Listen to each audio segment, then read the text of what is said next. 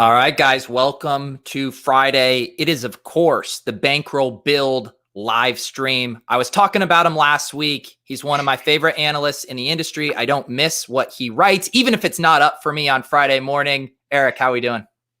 Not too bad. Well, I guess today could be better now with another COVID positive test. It's just been a shit show of a week. I was excited when you asked me yesterday, but then I realized you asked me on probably the worst possible week. Like what? Maybe 3 games postponed now. Plus we got a bye week. Like it's just kind of a disaster to come up with like tournament teams on this one. We're losing, it's quickly becoming a pretty short slate. So, last year when we did this show, we had the Galaxy Brain Traquan Smith bagel. So it can't get worse, I guess. But I think I got a few that we can really get crazy with. So I'm excited to talk about it.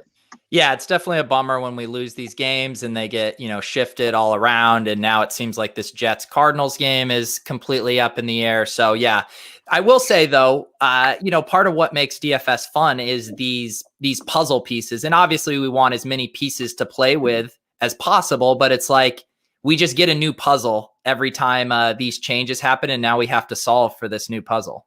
Yeah, that's definitely true. And I mean, that's really like my favorite part of DFS. The football analysis and all that is great. I do like to do a little bit of that. I just like football, but I mean, it was perfect timing.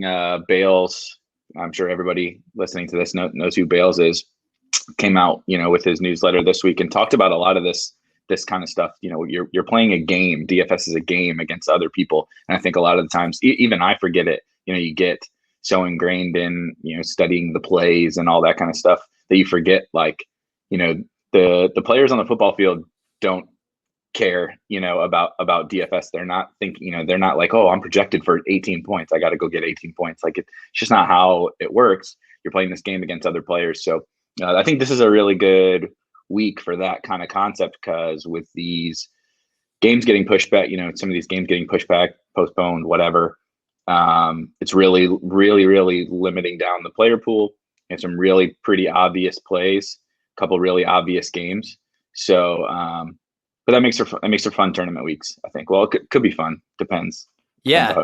Is it fun Sunday afternoon if we're celebrating like you have been all year, or if you're celebrating like me, drowning my sorrows?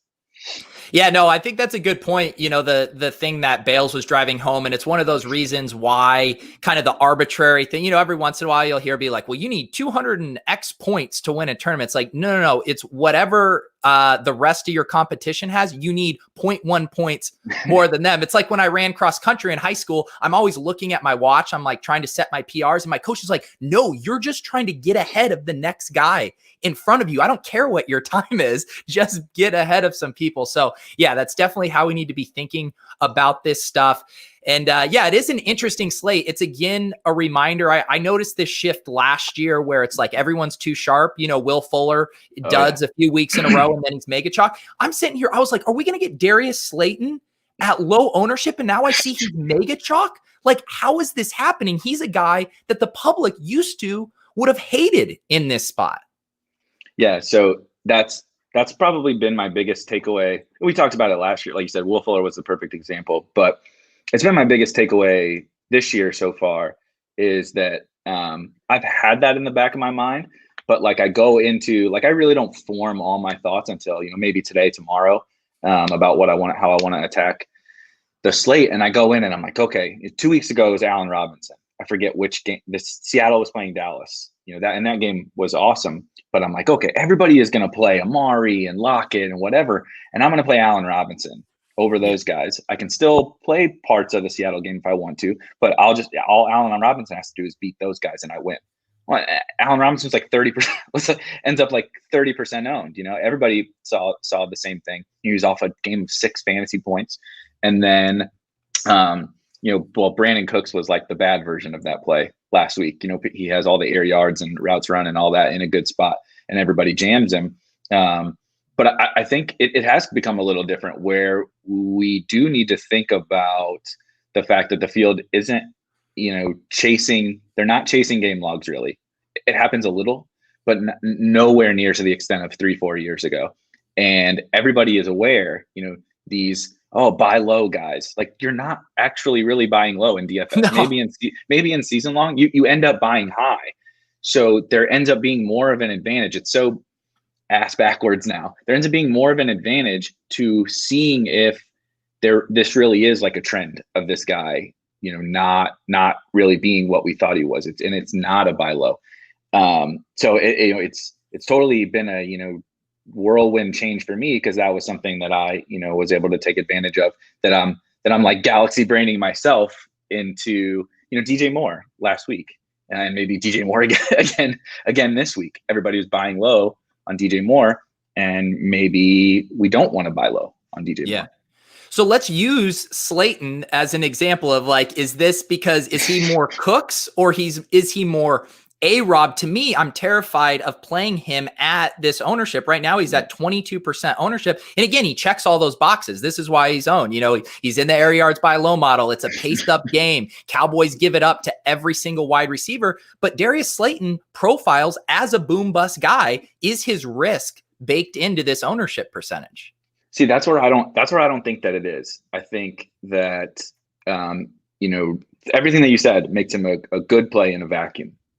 But I think that when I start to, I talk about this with Chop, I think it's even more so apparent on like showdown and short slates. And that's what Chop and I talk about on Mondays. But when I start to have any sort of doubt about these kind of really popular plays, it's when I really want to start to go the opposite of the way the field does. So if this was 3 years ago and the whole field, everybody had doubt about Slayton's, bad game logs and roll or whatever, then okay, yeah, I'm in, because he can catch 2 long touchdowns and smash the slate. But when everybody starts to go the opposite direction and they're not at all concerned about the fact that the Giants' offense is dreadful, Daniel Jones is not very good. Like, Slayton is a fine player, but no one's mistaking him for Odell Beckham, right? So when everybody starts to treat, when they treat Cooks like Will Fuller and when they treat Darius Slayton like Odell Beckham, I don't want to do that, So it's a very different game we're playing now than even like, a year and a half ago. Yeah, and I think where I'm at now with Slayton is I could see myself, if I'm going to have him, it's probably going to be in a Daniel Jones double stack with Tate and Ingram, and then whoever you want to bring back low owned on the Cowboys. But I don't really want to play Slayton as the bring back with Cowboys or as a one-off at this ownership. Yeah, I agree. And we were talking about it before the show that I really try to wait till later in the week to get a better gauge of ownership. And I kind of think that I'm pulling up ours right now. And I kind of think that we might be a little low on the Evan Ingram projection too, ownership projection.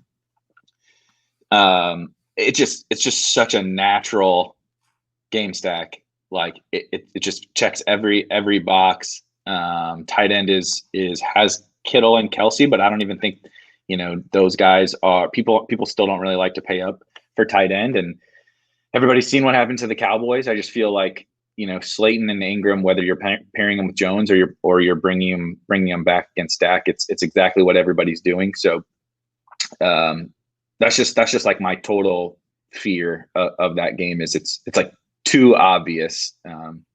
Even Ingram's a buy low. He's getting 10 targets and stuff. So.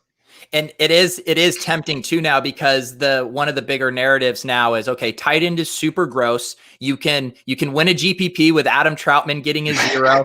And one of the easy ways to eliminate decisions for tight end is just like, oh, we'll just do it as part of your game stack. So I could see a ton of these Dallas game stacks and just bring it back with Ingram. It just solves it. It's like, it's not a bad price. His targets are up, and Roto Grinders has him right now as the chalkiest guy. It's honestly kind of surprising. I know he's been on the injury report, but man, Dalton Schultz at similar price down here at, what do we have him at? 4.5% ownership. I mean, maybe that's the leverage play there. Yeah. So I think we should talk about a little bit about the Cowboys game. There's some good discussion this week, and anytime I'm on the same side as Rich Rebar as Reeves. That makes me feel more confident in my take. But I felt this way last week, and it could not have possibly been more wrong. But the Cowboys games so far this year have been pretty fluky.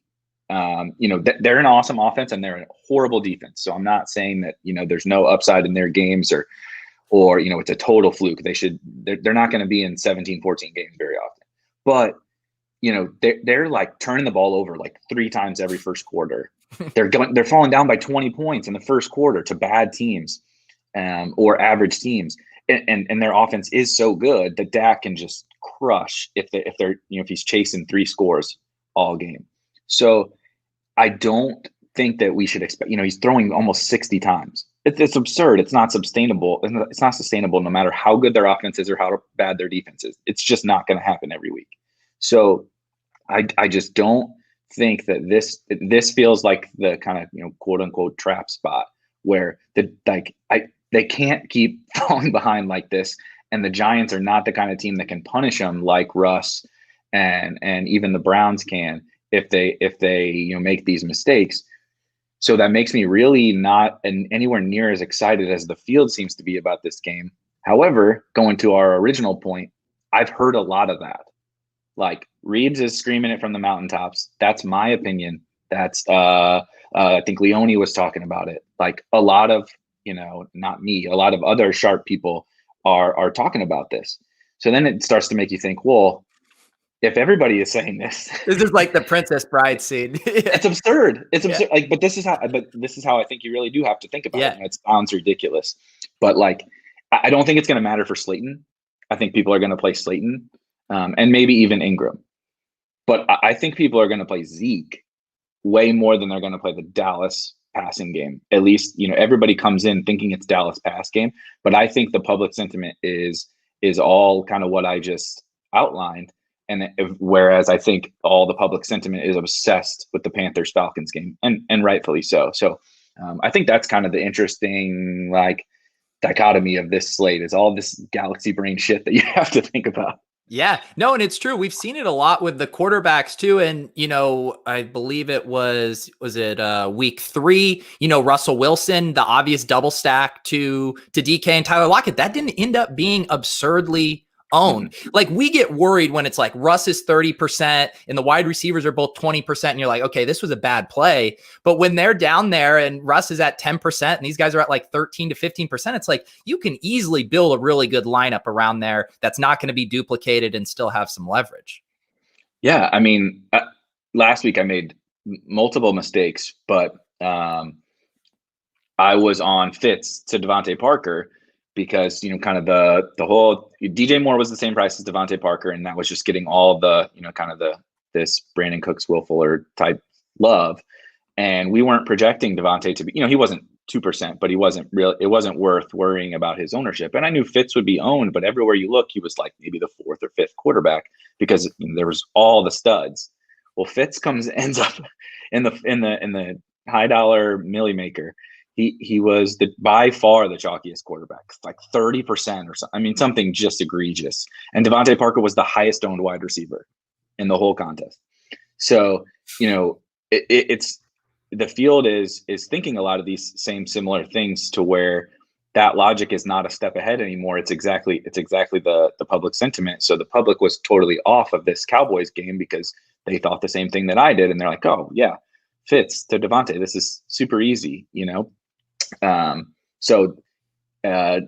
totally spitballing and rambling. But I think this week is even more important for that because we're going to have less games, and we have these 2 that are just clearly the best 2. So that's kind of the crux of your decision making. Yeah, we're going to dive into the slate in more detail here in a sec, but I do want to just pull back a little bit here. What contests have you been playing? Obviously, we have the Hand Builder versus Opto Bro battle continuing to rage on. Are you both? I mean, I know you're in all these single entry tournaments and stuff. Are you also MMEing or are you focusing on one thing right now? No, I think I have MME'd NFL twice in my life. And once I literally airballed a total 0. 0 for 150, and then the other time it I lost. It was whatever. I never had a sweat. I lost. Yeah. And I'm just quite frankly not good at it. Like it's not my thing. I'm not very good at managing exposures. I get way too excited about my favorite play. So I'm like the all in or bust guy. And I've just always had way more success in my personal belief. Unless you're really good at MMEing, there's a lot of people that are, people that work here, people elsewhere. Unless you're really good at it, I think it's by far the most advantageous thing to do to get into the smallest fields that you can. It's not quite as sexy, I guess, if your bankroll isn't that. But I also believe that that's the quickest way to build your bankroll. That's how I built my bankroll. I didn't start out 3 years ago or 4 years ago or whatever playing in the luxury box, but I started out grinding $50, $100, as small field as I could, and you string together a couple of good wins, and then you get lucky once.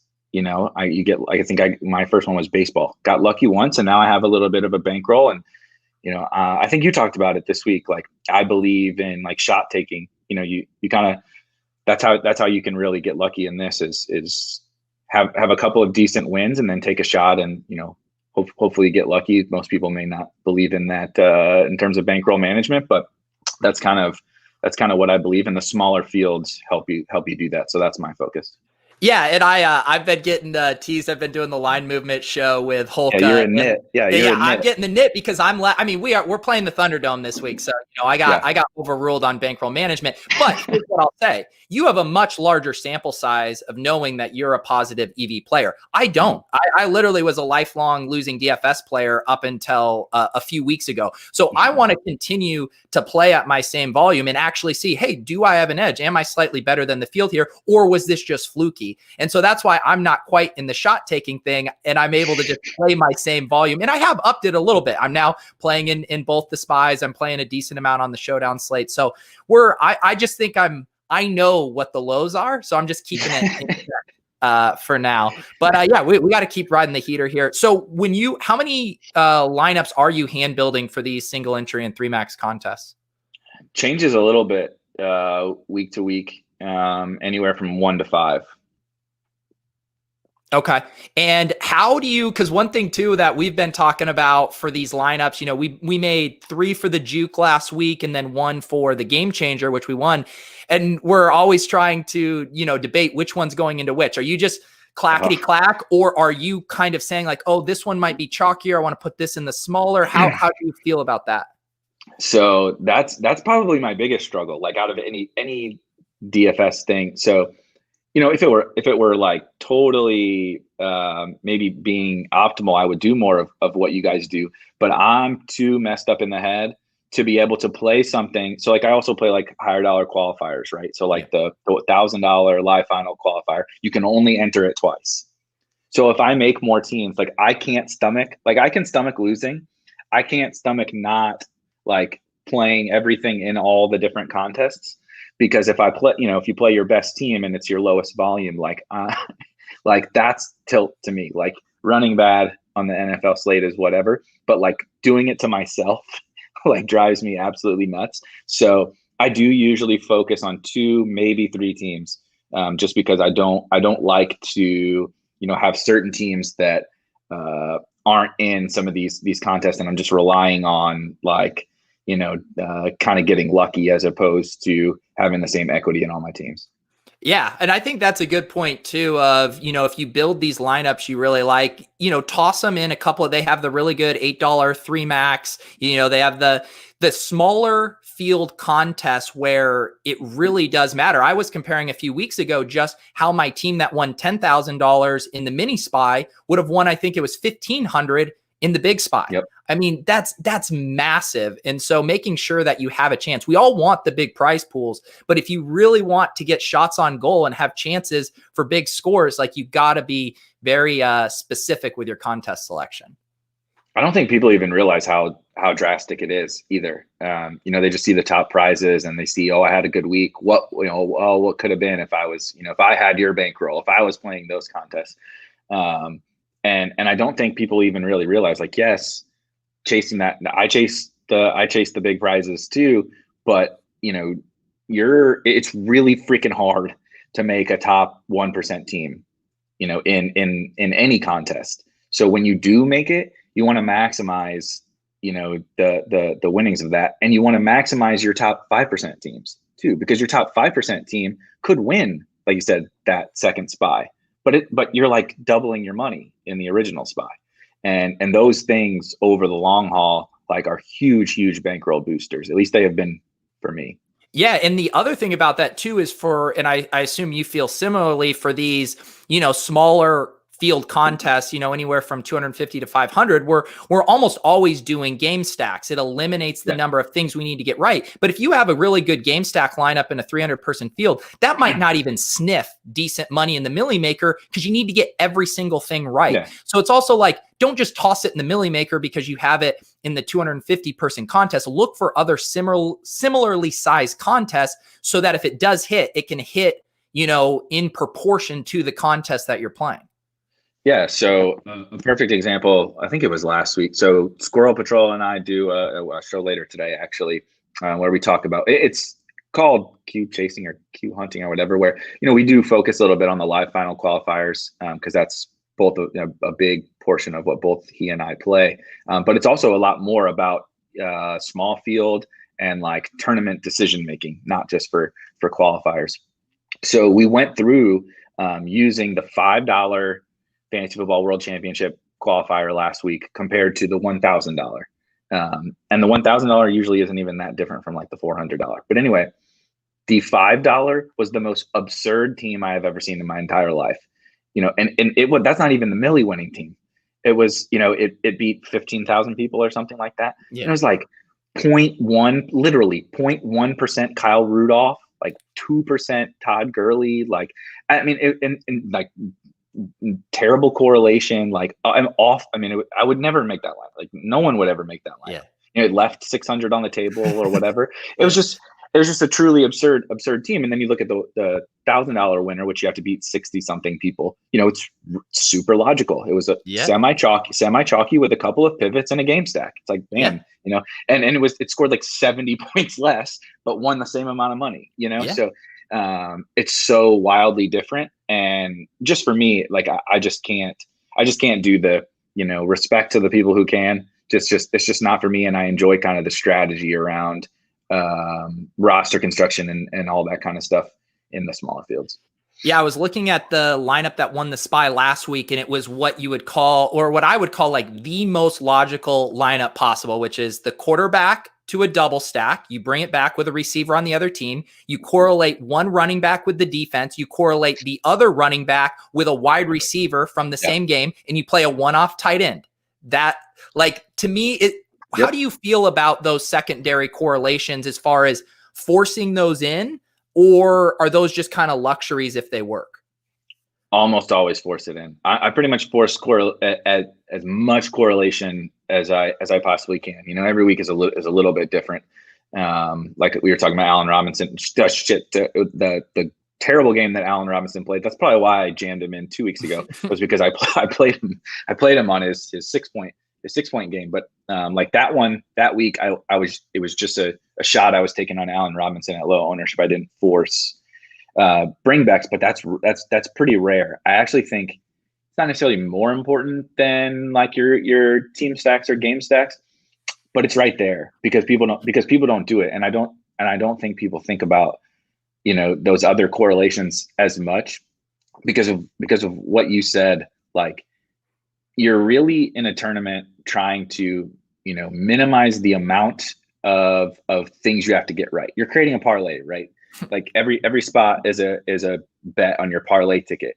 So if you correlate as many of them as you can, you're turning your 8-game parlay into a 3-game into a 3-game parlay. And it's sure as shit a whole lot easier to win a 3-game parlay than it is to win an 8-gamer. And I don't think, while there's not like a ton of correlation, just like from a math perspective between like running back and opposing wide receiver, you're not trying to nail the exact correlation that's between those two. You're trying to nail one specific game flow that you get right, that gives you the opportunity to hit a ceiling. Yep. No, totally. Let's dive into the slate a little bit. The people need their picks. They are done with us talking game theory and contest selection, even though for me, that's actually what's most interesting to talk about. But we can start right at quarterback here as far as which of these games are interesting to us. We can really quickly sort here by ownership. Dak and Teddy, we knew those games were going to be popular. And then the quarterbacks on the other side, Matt Ryan, Daniel Jones. It seems like if you go off of those guys, you're going to be pretty unique already. Are of these 4 quarterbacks from the same 2 games, are you willing to eat these, or do you think you're just going to be looking elsewhere? As of right now, my plan is to look elsewhere. I think ownership's going to continue to. I still think ownership might even be low. Our projection on those 2 games, and not to beat the dead horse, but like talking about the small field stuff. That's another thing that I don't think people understand quite enough. Like in a 100 to 500 person contest, the ownership gets seriously absurd on some of these guys. Like these are like milli maker projections in general, milli, slant, whatever that we have here, and they're pretty accurate in those contests. You can like for like the chalky guys, you can like double it for the in the luxury box or whatever, which is where I'm mostly focused. So like it's even more beneficial to kind of deviate from the chalk. And since it's so hard for a quarterback to really separate, I know we haven't we have seen them separate so far through the first 4 weeks, but I think it's been a little fluky. Since it is so hard for them to separate, I really don't want to be on some 15 to 30% owned quarterback. So I would rather deviate from those guys. Yeah, for sure. And there's some really nice pivots here. One really simple thing that I've been liking to do is just I'll literally sort by ceiling and then look at this ownership here and try to see who's jumping out. And the guy that immediately jumps out to me is Desean Watson. If he's down here at 6%, we know he's got, one of the top 2-3 ceilings on the slate. I don't know what's not to like about this spot versus the Jags. I totally agree.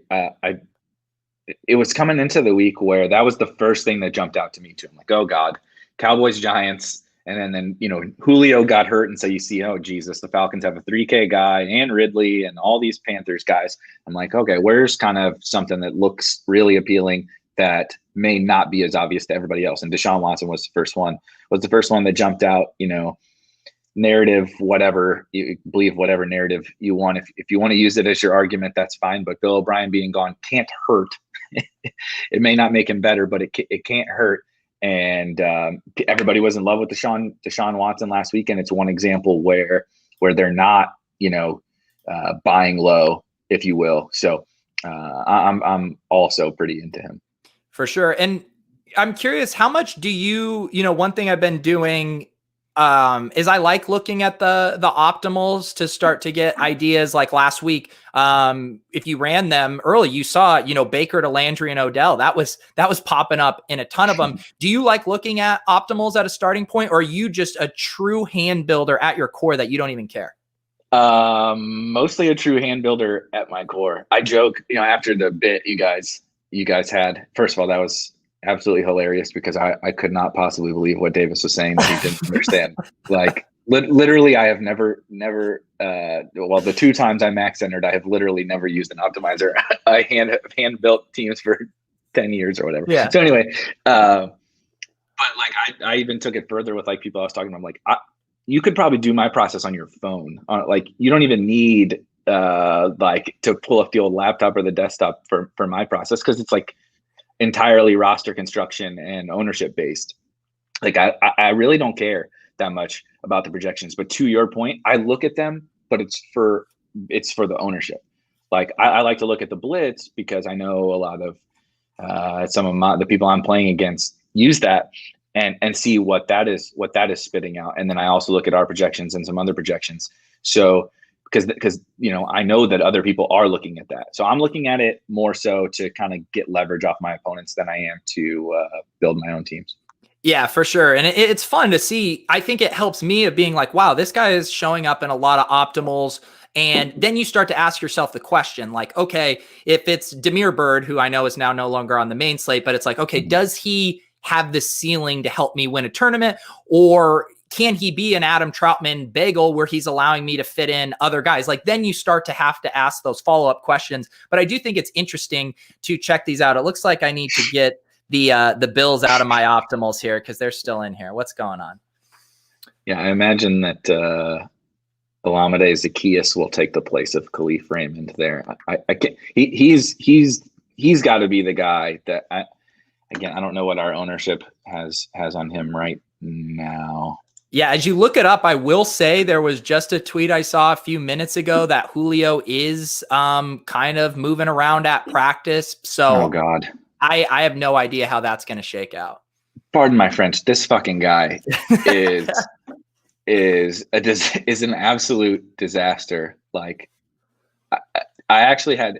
I'm pretty bad at Showdown, which is I guess terrible to admit, but I'm not the world's greatest Showdown player. I actually had an awesome Showdown team and 2-game slate team the other night. Aaron Rodgers, Chop was touting Jamal Williams, so I got on board with that. Like just smashing that game and fading Ridley, and just need Julio to not die, and of course he gets hurt.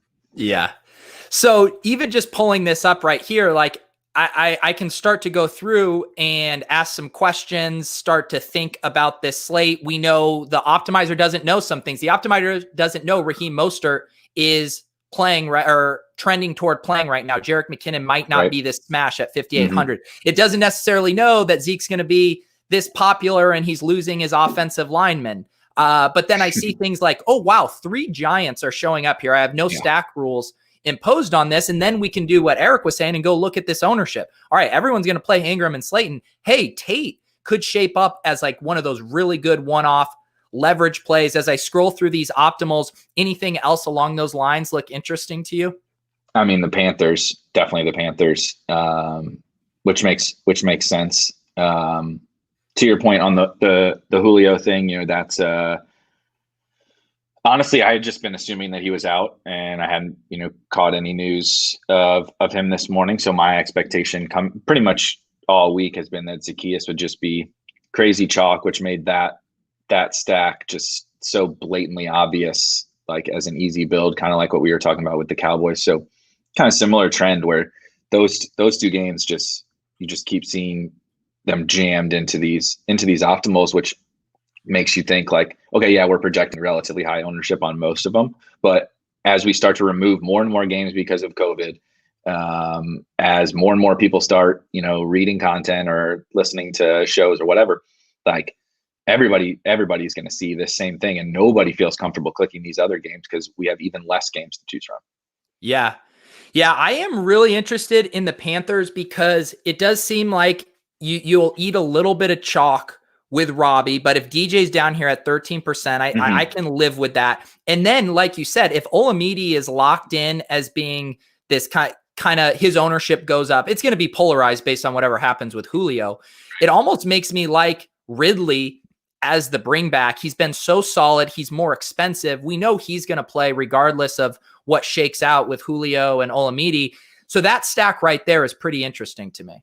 I almost feel like, next level theorizing this, that I would like for Julio to play and then still play Ridley as a bring back. I actually think it would make that game a lot more playable in tournaments if Julio does play, because then you have this super expensive Ridley that nobody's going to play.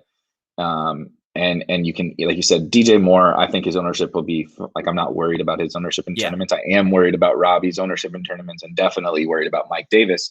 But game stacking the pass game there, even though Teddy will be a little bit popular, can still get you some leverage. And I wouldn't be too worried about the overall ownership of the line. Yeah, and the nice thing like that is if you don't play Mike Davis, you double stack those guys. You eat a little Robbie chalk, but their offense has been so concentrated through those guys, and everyone now is like, oh, Robbie Anderson's the 1A or whatever. But again, it's a 1A, 1B, and it's concentrated through these guys. So you play both of them. We just eliminated our decision making and get some leverage on the Davis chalk and a unique bring back with Ridley. So we're going to build a lineup here in a second, but that's definitely interesting to me. We haven't talked much about tight end other than mentioning it's Gross and Evan Ingram here. Not a lot of guys popping up in the optimals outside of Darren Waller. Let's talk about Richard Rodgers. I know. Let's talk about that Chiefs KC or Raiders game. Are you into that at all?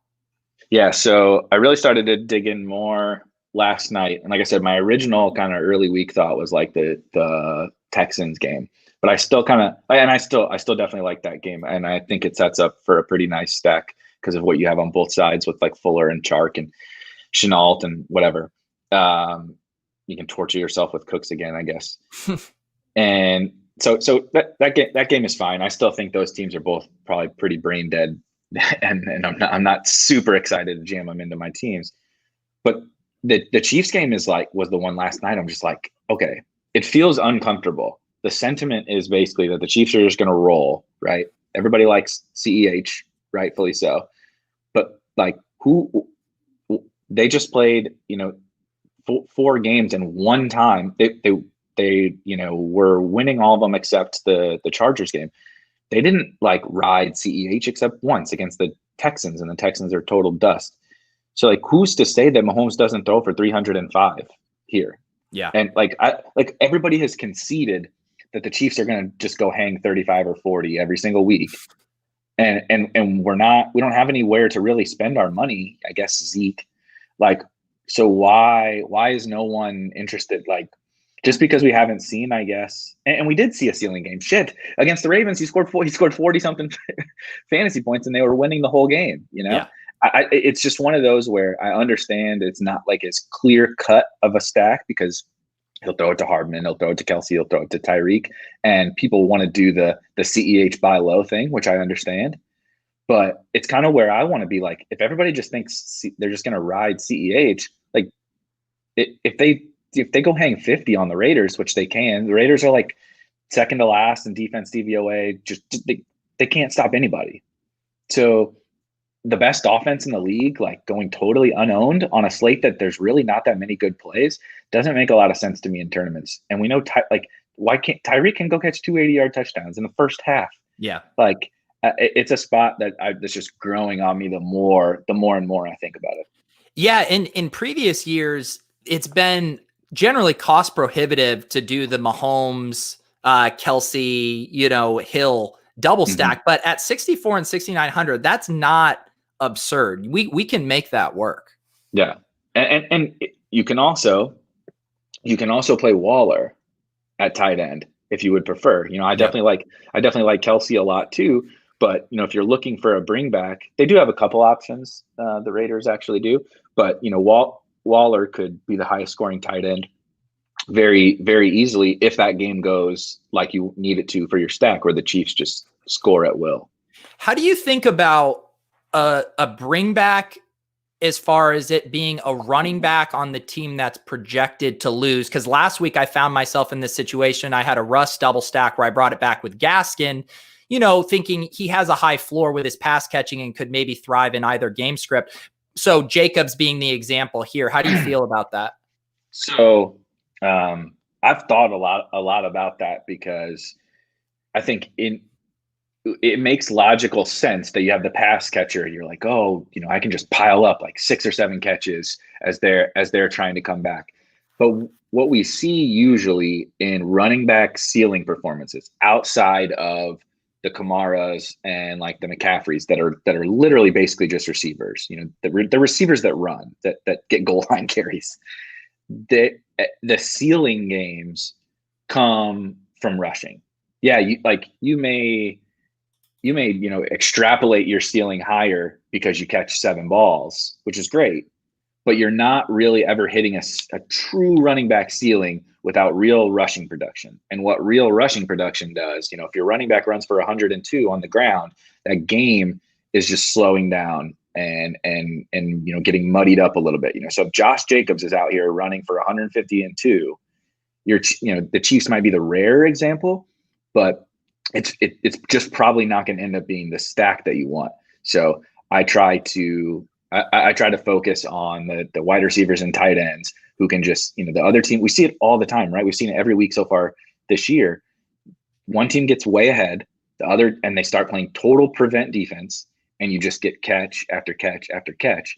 And it's, generally not the running back just piling up ceiling performances. It's CeeDee Lamb, it's Dalton Schultz, it's Amari catching 12 balls. Yeah. It's usually those guys. Yeah, and I get probably the exception would be if you have the home favorite or whatever running back who gets out to the big lead, and then you play the kind of, as Blender would call it, the vomit stack coming back. That's cheap, and then they're throwing. So the game script works in your favor in both directions. The running back's trying to salt it away. The other team is having to throw the whole time. But as we know, it's really hard to nail game scripts. Yeah, I mean, it's hard as shit to nail game scripts, period. Yeah. It's even harder to nail the one where the team runs to get a lead and the other team still somehow ceilings coming back, because if you're running, you're just chewing up so much clock. But to your point, I think Blender talked about it earlier this year on one of his shows, where that is where price of a stack really matters. You can do that, so Derrick Henry, let's say Derrick Henry, I know that game's off the board, but Derrick Henry goes out to, runs 30 times for 200 yards and 2 touchdowns. If the opposing stack is Mahomes to Tyreek and Kelsey, it's probably not going to win you a tournament, because, they're just not going to have enough plays to hit ceilings at their prices. But if it's Kyle Allen to Logan Thomas and whoever, it might be a little different scenario, because those guys are just so cheap. You don't need them to score 40 points. The Chiefs have to score 40 points. Yeah. All right, guys, let's build a lineup here. I got the Draftkings pulled up. We have our PPDs in here in bright red. Look at this. We got C19 PPD. Like, these descriptors are getting out of control in here. I always get asked this question. I literally get like 1 or 2 DMs a week about this. This is the Roto Grinders Chrome extension that overlays in ownership percentage. You can toggle it to other stuff. It gives you the team totals. If you're in the lobby, you can see the rake, the overlay, where the money is going in a specific contest. It's very helpful looking at this thing we've been talking about, as far as, I actually don't think it shows up in this view, but if you go back to the other one, it allows you to kind of know exactly what kind of contest you're going in. You can see as the buy-in goes up, how the rate goes down. It's just a nice thing to stay familiar with here.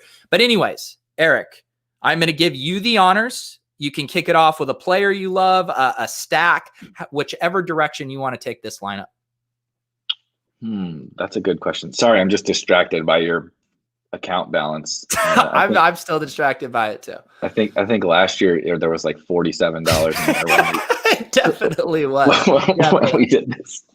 Yeah. So I think it was the first thing we talked about. So as much as I loved the Mahomes thing, I think we were both in agreement on Desean Watson. So let's go with the Desean Watson and probably just plug in Fuller, because I just don't think you can play Watson without playing Fuller.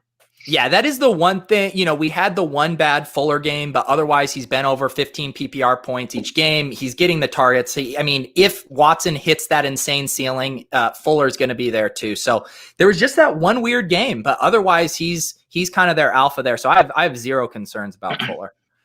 Yeah, and the bad game can kind of be explained. Like, Baltimore is a pretty good secondary. We saw him doing his typical Will Fuller stretching the hammy on the sideline during the game, and so it is what it is. I think most people in the industry were super, super bullish on Will Fuller coming into the year. And, just due to some weird games or whatever, he hasn't really ever been owned. And now he's kind of priced up. So I think it's a good time to buy in tournaments. So I want to work on this with you, collaborative. So DJ Chark, he's the more expensive at 6,500. Normally for me, I got my LaVisca Chenault helmet here. I just jam him in. He's relatively cheap. I'm a little worried about his hamstring. I haven't seen too many good, or just actually any reports on where he's at with that. How are you feeling about the bringbacks in this game? So I think that's actually the trickiest part. Is the second option. Fuller is so clear and obvious. The second option, which I was originally interested in, Fells, but it does look like Jordan Akins is going to play, so that hurts pretty easy. Yes, Dylan, I did like Fells, but I think we need to monitor Jordan Akins because he did practice yesterday. But if Jordan Akins doesn't clear concussion protocol, I think Fells is one of the best tight end plays on the slate, especially at his price. But you start to get into this roster construction thing where okay, if I play, I want to double stack Desean, Yeah. and if I can't use Fells, Cooks feels real gross, but it might be just a necessary evil, that you have to play Cooks. And so then that takes away a wide receiver spot from if you wanted to say bring two guys back, it limits you to only Chark or LaVisca. And I prefer LaVisca at his price. Yeah. But I do think Chark just has a lot more upside, if this game goes according to plan. Yeah, I mean, just looking here, he's now had 2 straight limited practice sessions. So I think that's trending positive for him there. So yeah, how else have you been thinking about that for, the classic double stack, the 2 wide receivers, bring it back with a tight end or wide receiver? Are you okay with like a game stack? Like if we did a Watson, Fuller, Cooks and you bring it back, would you ever do and Shenault and Chark together? Or is that too much? No, that's probably my preference. If I set out to build the perfect team, I think we talked about this maybe even last year on this show. If I set out to totally build the absolute perfect team, it would be ideally, even picking positions, it would be like quarterback, wide receiver, tight end, with 3 just like workhorse bell cow running backs, and maybe correlate with the defense. I still am developing my thoughts on the defense running back correlation thing, but like full one game stack with 3 bell cow running backs would be like the absolute nuts. So that's not exactly what we would have here, but like you're capitalizing every, basically the goal is to get like every touch and every score from an absolute shootout game.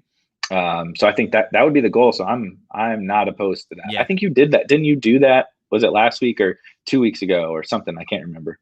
Yeah. Yeah. It's all a blur now, but yeah, I think, and especially too much money. No, but to your point too, I also think it makes a lot of sense when you're also using the tight end as that additional piece to move from a double stack to like a full game stack or onslaught, because it's like that position sucks and it's so hard. So might as well break a tie in the direction of the game you need to shoot out anyways. Yeah, it's a lot harder with using all your wide receiver spots in a flex spot on it for sure. That's why the tight end thing is it's like the dream. Like you said, people are starting to get a little more hip to it, I guess. But I think it's one strategy that's still really, really strong in tournaments, is just correlating your tight end within your game stack. So if you can do it with just this full out shootout and still be able to get 3 workhorse running backs, that's like the dream. So it is tougher with this game. I wish this would be a lot more fun process if Akins really was out, because Fells would be a pretty much of a slam dunk. So to play it safe, you want to do Shenault and Cooks for now? Yeah, let's do Shenault and Cooks. Okay. And then real quick, Eric had said James Robinson bring back. This is kind of what we were just talking about with the Myles Gaskin play, and that idea of Eric saying it's just harder for Robinson to nail his ceiling with the Texans passing game going off as well. Yeah, it's just I get the logic behind it, and it's possible it does elevate the floor of James Robinson, because you're like guaranteeing some catches in that. But it's really hard for James Robinson to run for 100 yards and 2 touchdowns, and Desean Watson to throw for 404, because there's just not enough time in a game. Yeah. All right. I'm going to toss it back to you now. Looks like we need a running back here or tight end, whatever you're feeling.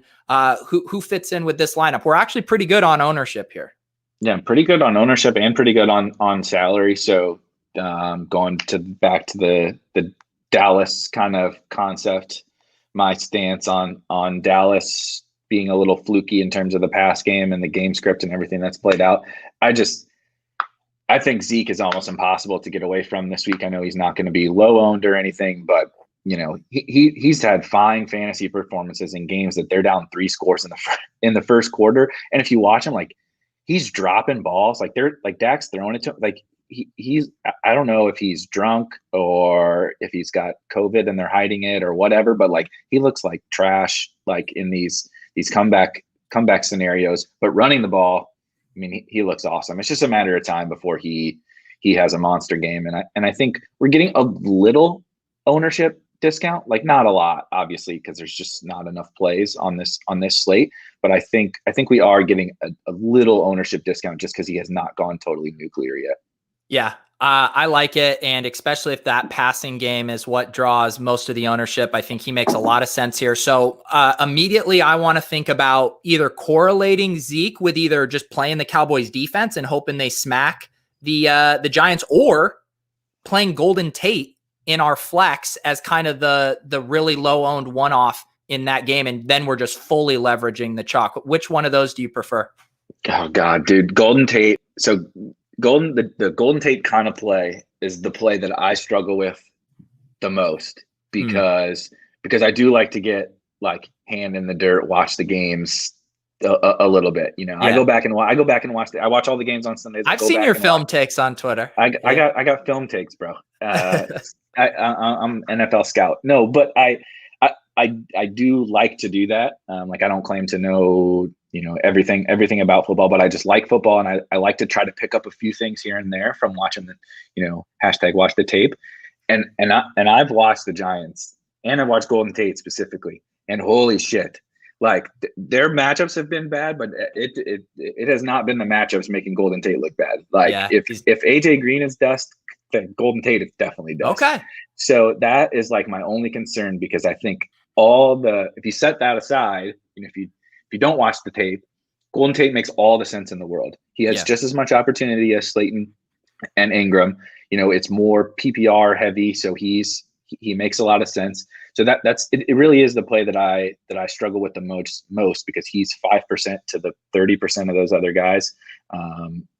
So I like it, but no, it's a play that I never make because I hashtag watch the tape. Yeah, I literally did not have a Golden Tate take. I mean, would you consider, even though it's chalkier, Evan Ingram in this lineup or no?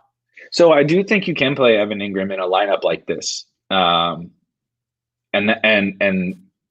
that's where, tight end is really a place I don't want to play the chalk. Yeah. But if you have this type of team, and if Zeke really does smash, Evan Ingram is probably the best tight end play on the board. And I mean, what are Fuller and Chenault going to be? 10% or less, and Cooks ain't nobody's going back to Cooks. So your total ownership doesn't really matter. So I would side with the correlation in this example. Yeah. I'll use Ingram then.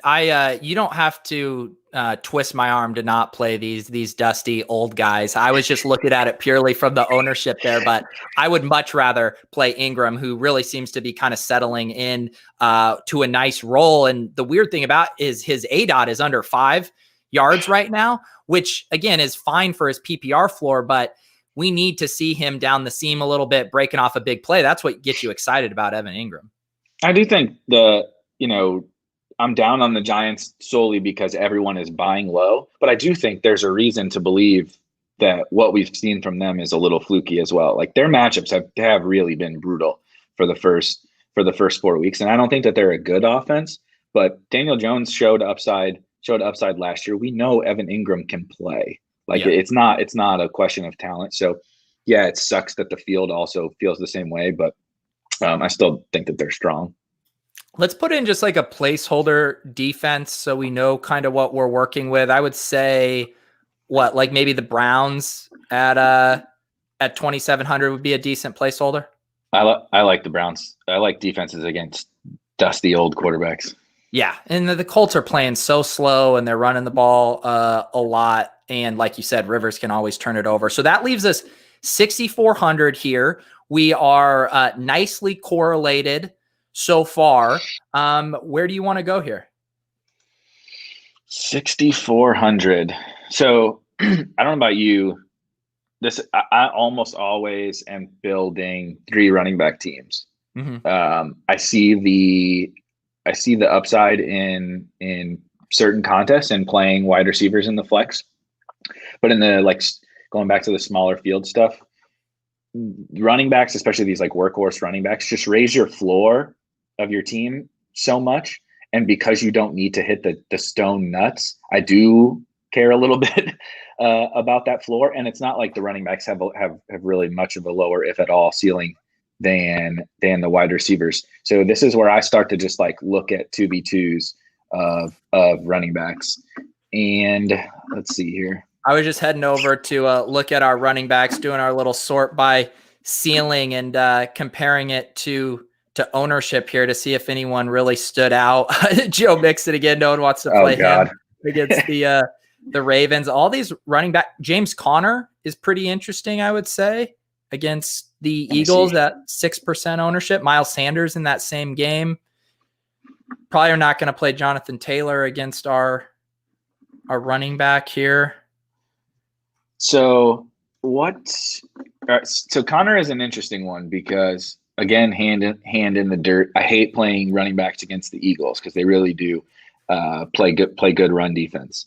But Connor's like one of the very few workhorses that we even have left available to us, and no one I know they missed the one game because the Titans are idiots, but the Steelers running back role is just has always just been like team jam him in, right? Like Le'Veon Bell was the king of jam him in, and then Connor was too. And now I feel like people have kind of strayed away from there. So I don't love the matchup by any means, but I do think he's at least interesting for tournaments as a pivot off of like the CEHs and Kareem Hunt and Mike Davis.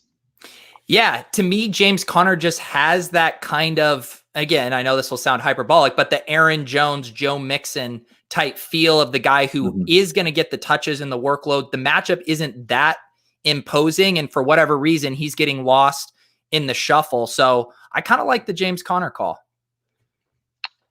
Yeah, I still am struggling with running back, honestly, because there are not very many good. Honestly, not that many good plays, and the ones that are there's four, right? There's four that literally everybody is playing. So I don't think we have in this type of a lineup, you don't have to get too crazy because we're playing three pretty unowned wide receivers and a low owned quarterback. So from a correlation standpoint, if you did there's not on the Eagles, there isn't really an attractive pass catcher to correlate it with. Whereas if we did play, say, Miles Sanders, then all of a sudden like Juju and Deontay Johnson are very interesting. Yeah, definitely. And I think that another guy, sorry, I'm trying to look at our money remaining here. The one guy that I got to bring up because I couldn't come on this show without talking about somebody that's at least like pretty off the board, but I feel like it's at least on brand. I'm not playing somebody just super shitty, but that I really, really do like this week is Antonio Gibson. Okay. I think he's a spot I'm looking to get different at running back this week where there's not a lot of spots to get different. And it's just, we know he's good.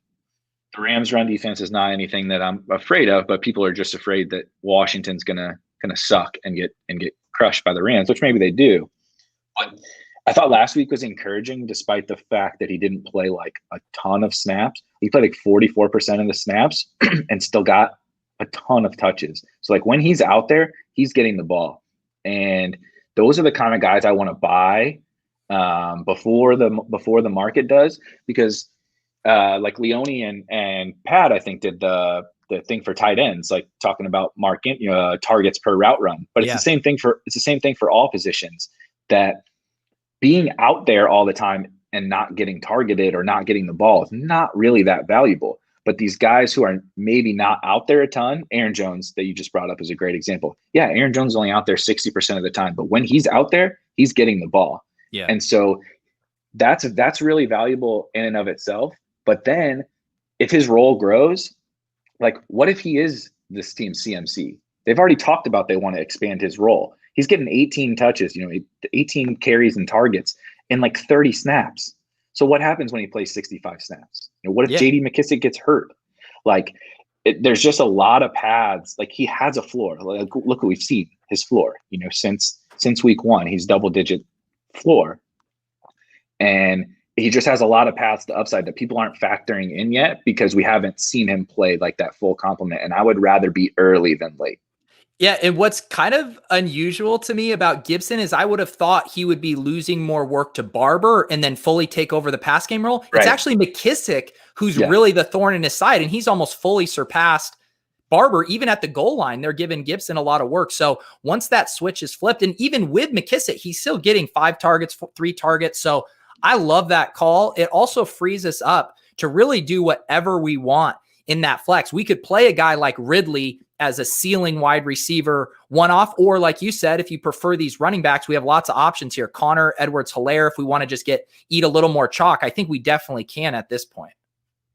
Yeah, exactly. And this is kind of how, we talked about my article that I'll be writing later today, but this conversation stuff that we're having here is exactly how I think you should think about, building the team. We're like, okay, what kind of stuff, even if we stack the chalk, let's say we stacked the Carolina game, yeah, you're being Drew Dinkmeyer calls it. You just have to be thoughtful about how you build your team there. It's not where I'm not saying, oh, you got to play Desean because you can't stack the chalk, but no, well then I probably don't want to play Zeke and Mike Davis and whatever. So we're doing the same thing here. You're like, okay, our stack is a unique stack. So we can play Evan Ingram, and then we're into Antonio Gibson. Okay, we can play Mike Davis if we want to, and then see what that defense gives us, or we can play CEH and see what defense that gives us. So yeah. And that's the thing, guys, when I see in the comments, everyone's tossing out plays, Jacob, CEH, all of these stuff, David Johnson, again, Blender really drove this home last week too. You can play. If you were just like, I want to play CEH this week, you can play him. It's then being thoughtful around it. And so basically how Eric and I are navigating these is like, oh, okay, we just played Gibson. That really kind of frees us up now to do whatever we want. But say we played Mike Davis there. We're not just going to jam in another CEH type play and have mega chalk at all 3 running backs. So we're adjusting each decision we make is impacting the rest of the further decisions. Yep, exactly. And I think it helps me too. Like, I get sometimes too galaxy brained, like sitting in, building my teams, or the opposite direction where you get just so ingrained in what the best plays are. So like talking it through, like I try to talk it through with, whether it's, you on this show or other people. I think it's really beneficial so you don't get just caught in the, oh my God, look at Mike Davis. He's going to get 30 touches. He's only 6,400. And then the next thing you have 6 chalk dudes and you're counting on playing some random 1%er to pay you off. Yeah, so I think we'll actually leave this as a choose your own adventure for how you do it, because we could correlate Gibson and play Cooper Kupp and upgrade at defense. We could definitely do that. We could just eat some more chalk with Clyde Edwards-Helaire, I think would be justifiable. I like Ridley as a one-off ceiling play in that game. There's lots of different routes I think you could finish this lineup. Yeah, you can even, if you do believe in the Golden Tate play, like I don't, but if you wanted to play Golden Tate there and pay for one of the stud tight ends, you can do that too. There's a lot of different options there with this kind of team. Yeah, you could play whatever tight end, and then you could upgrade at defense if you want. So this is just giving you guys the idea of when we put these plays in, we're not saying these are our gold star lock of the week plays. Right. We're saying this is a construction that makes sense with the correlations and the ownership. Yep. All right. I love this stuff. Hopefully you guys enjoy it too. Like I mentioned last week, Eric is one of the few guys I make sure not to miss what he's saying and thinking about the slate. You said your article will be up later this afternoon? Yeah, I tried. So I do a show with, like I was saying earlier, with Squirrel Patrol, where we kind of do a lot of similar things that you and I just did, just kind of talking through tournament decision making and mostly like strategic type discussions, not, kind of blender-esque, play whoever you want, but here's how you should be thinking about this slate. And then I do an article where I'm, again, kind of doing a similar thing in case you hadn't figured out the shit that I care about. It's this strategic stuff, but I'm kind of breaking down the slate, like starting from scratch. Here's where, like, all right, let's look at this slate and let's look at all the games on the slate, like macro sense, right? And that's what you and I kind of did. Okay, Cowboys game sticks out, Falcons game sticks out. Then I start to look at positional and pricing, and then you start to look at kind of leverage and how to construct a team based on ownership and all that. So I kind of just walk through how I'm building my higher stakes tournament team that week. So that comes out usually Friday afternoons. But I was telling you, I'm it's a pain in the ass to try to do it because we just don't know anything about injuries right now. Like we were talking about, Laviska's limited. I don't know if that means he's guaranteed to play or he's not going, or he doesn't even have a chance to play. We just don't know. We just don't know anything. So I'm trying to delay as much as I can to get as much information as possible. Yeah, you got to think of it as a rough draft right now. I have a tab. I think of some of my stacks, some of my secondary correlations, but I try not like I will forget this lineup when we are done because I want to come back on Sunday with a really fresh set of eyes. But it is good to have the ideas flowing. So thank you again to Erik for joining us. Thank you to Roto Grinders for having us. I'm Peter Overzet. This is the Bankroll Challenge. We will be back on Monday morning with a review of how we did. We'll see you guys next time.